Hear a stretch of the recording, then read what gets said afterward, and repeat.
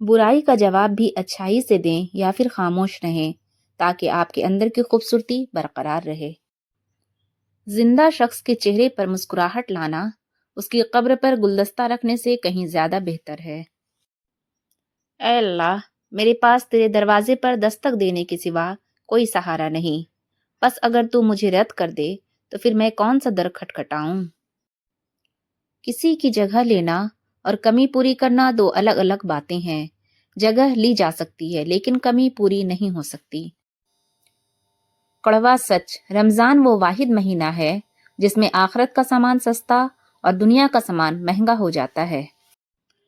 مالک بن نزلہ رضی اللہ عنہ فرماتے ہیں کہ رسول اللہ صلی اللہ علیہ وسلم نے میرے بدن پر پرانے کپڑے دیکھے تو پوچھا، تمہارے پاس مال و دولت ہے؟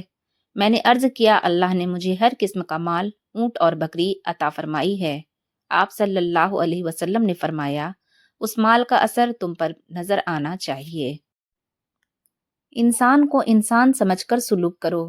جو تمہارے گھر کا نوکر یا تمہارا ماتحت ہے وہ اپنے گھر کا سربراہ ہے۔ رشتے اگر تھوڑے بکھر جائیں تو سمیٹنے والے کم اور آگ لگانے والے بڑھ جاتی ہیں۔ انسان رشتے بدلتا ہے، دوست بدلتا ہے، پھر وہ خوش کیوں نہیں ہو رہتا؟ کیونکہ وہ خود کو نہیں بدلتا۔ عقل مند وہ نہیں جسے صرف اچھائی اور برائی کی پہچان ہو، بلکہ اصل عقل مند وہ ہے جو اچھائی کی پیروی کرے اور برائی سے اجتناب کرے۔ کائنات کا پہلا گناہ نہ شرک تھا نہ کفر، پہلا گناہ تھا میں اس سے بہتر ہوں۔ تمام تعریفیں اس اللہ کے لیے جس نے انسان کی جلد کو ایسی حکمت سے بنایا کہ اس سے پسینہ تو باہر آتا ہے لیکن پانی اندر نہیں جاتا۔ صفائی دینا ایک ذہنی اور نفسیاتی کوشش ہے جو صرف عزیزوں کے لیے کی جاتی ہے، باقیوں کے لیے بس ایک وسیع مسکراہٹ اور ایک چھوٹا سا جملہ، تم سچے ہو۔ استغفار کی کثرت رزق کو کھینچ لاتی ہے، نظروں کی حفاظت حکمت، دانائی اور فراست کو کھینچ لاتی ہے، حیا اور پاک دامنی خیروں، بھلائیوں اور برکتوں کو کھینچ لاتی ہے۔ رسول اللہ صلی اللہ علیہ وسلم نے فرمایا، جب تم اللہ سے مانگو تو جنت الفردوس مانگا کرو، کیونکہ وہ جنت کا درمیانی اور بلند ترین مقام ہے، اس کے اوپر رحمان کا عرش ہے اور اس سے جنت کی نہریں پھوٹتی ہیں۔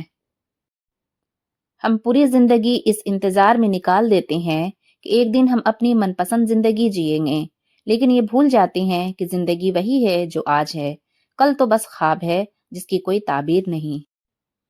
ہر لڑکی اپنا گھر بسانے کے سنہرے خوابوں کو حقیقت کا روپ دینے کے لیے شادی کرتی ہے، لیکن سسرالی اس طرح سلوک کرتے ہیں جیسے آنے والی نکاح نامے پر نہیں، مزدوری نامے پر دستخط کر کے آئی ہے۔ ایک دانشمند نے کہا، اگر تم مخلوق پر بھروسہ کرنا چاہتے ہو تو اپنی پیٹھ کو وار سہنے کے لیے تیار رکھو، اور اگر تم خالق پر بھروسہ کرنا چاہتے ہو تو اپنی روح کو رحمتیں سمیٹنے کے لیے تیار رکھو۔ دودھ پیتے موسیٰ علیہ السلام غرق نہیں ہوئے حالانکہ وہ اپنی کمزوری کی انتہا پر تھیں، اور فرعون غرق ہو گیا حالانکہ وہ اپنی طاقت کی انتہا پہ تھا۔ تکبر چاہے طاقت کا ہو، دولت کا ہو، حسن کا ہو، علم کا ہو، حسب نسب کا ہو، حتیٰ کہ تکبر چاہے تقویٰ کا ہی کیوں نہ ہو، انسان کو رسوا کر کے ہی چھوڑتا ہے۔ عاجزی اختیار کریں کیونکہ انسان کی اکڑ خدا کی پکڑ پر ختم ہو جاتی ہے۔